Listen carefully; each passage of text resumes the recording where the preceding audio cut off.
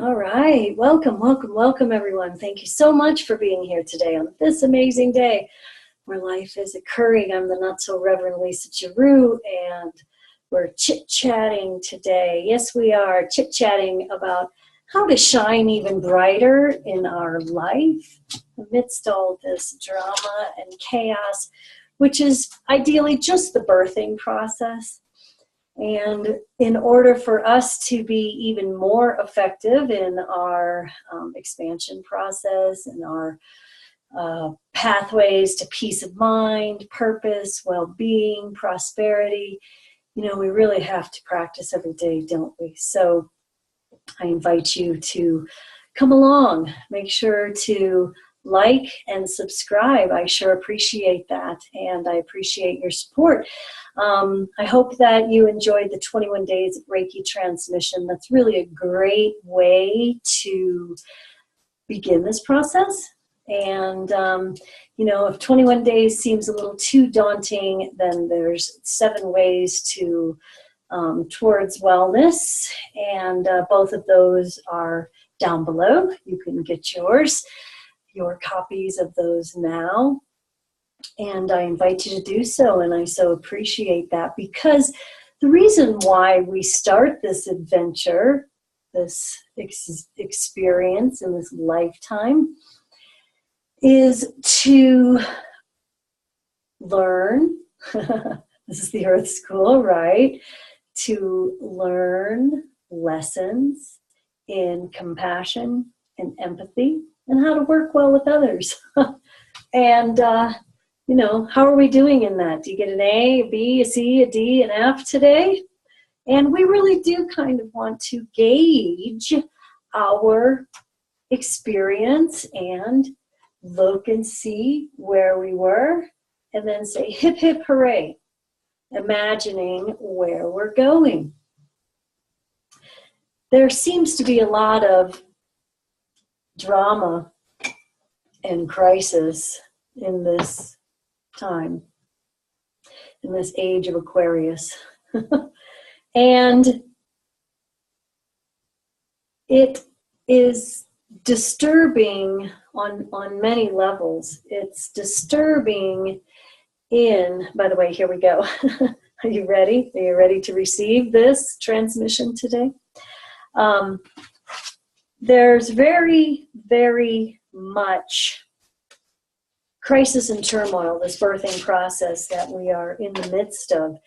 And it's disturbing to those of us who are empathic, who are sensitives, who are intuitives, who are introverts, because we have a deeper connection, and our desire, because we're sensitive or because we are intuitive, introspective, illuminaries, right?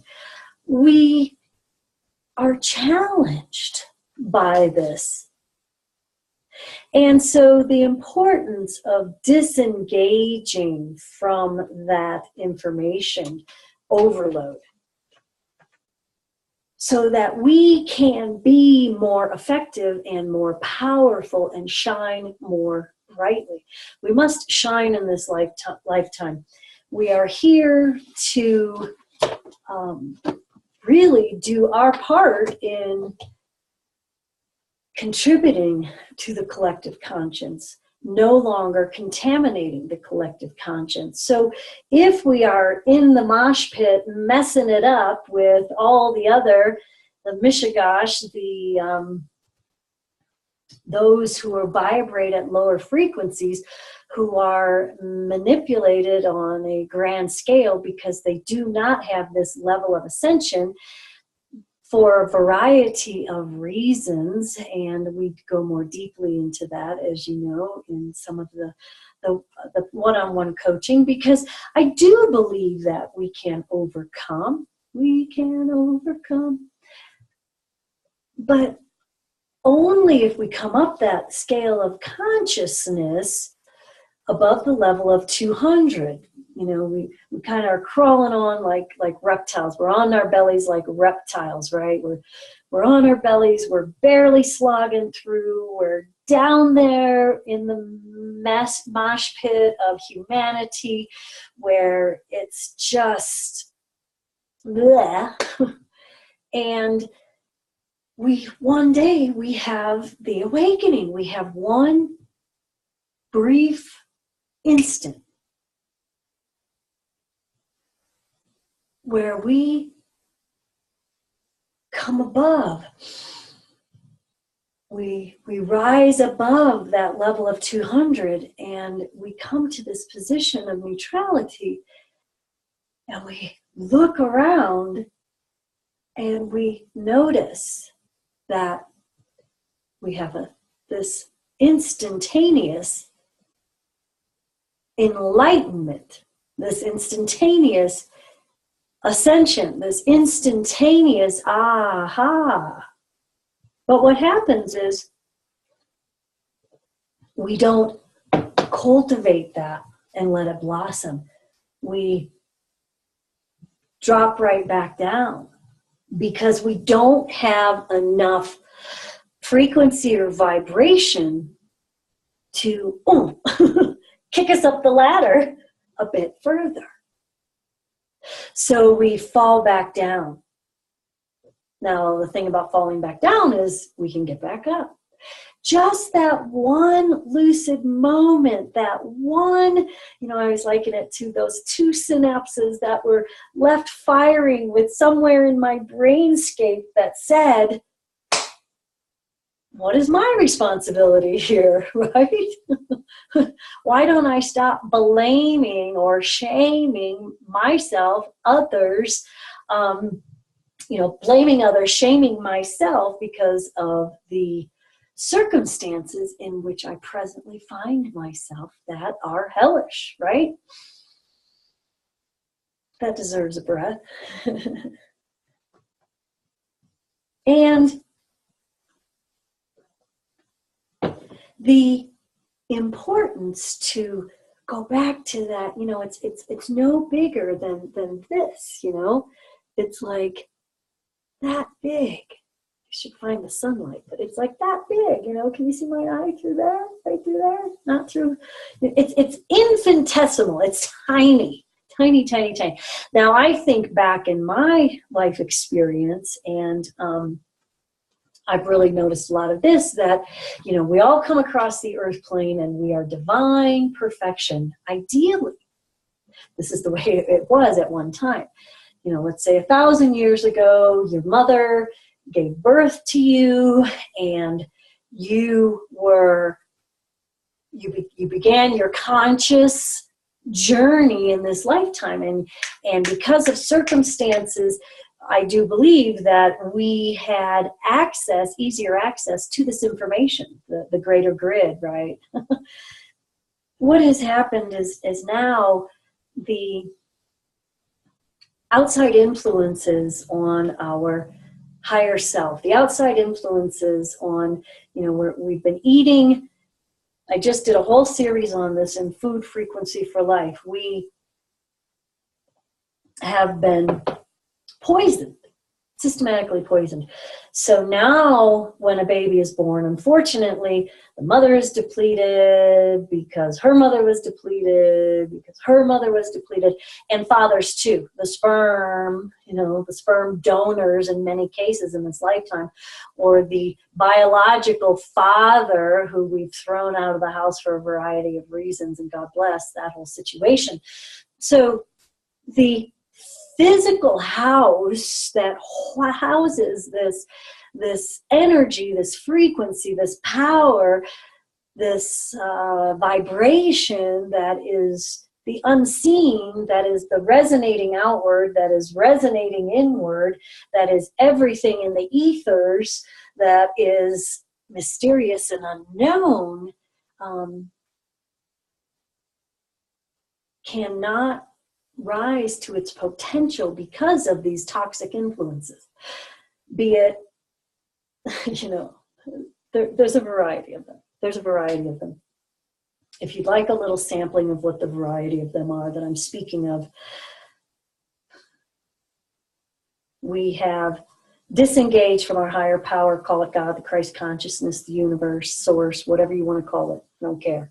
But we call it, it is something. It is this desire for life and expansion, okay? It is the creative oomph for our life.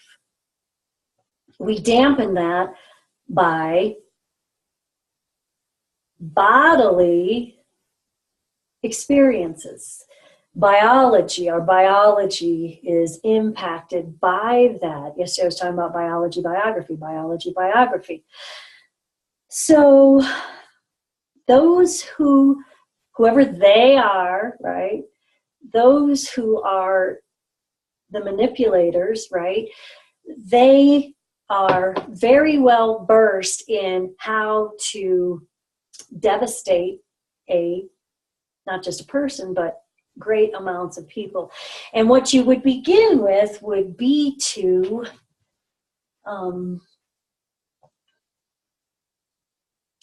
take away structure, first chakra, bust up the home, the family, the tribe, right? Begin to poke and prod and push an agenda that says that, oh, you poor women, or oh, you poor men, whatever it is in that amount, you'd be better off split. You don't need the support of, whoever was your life mate at that time. And so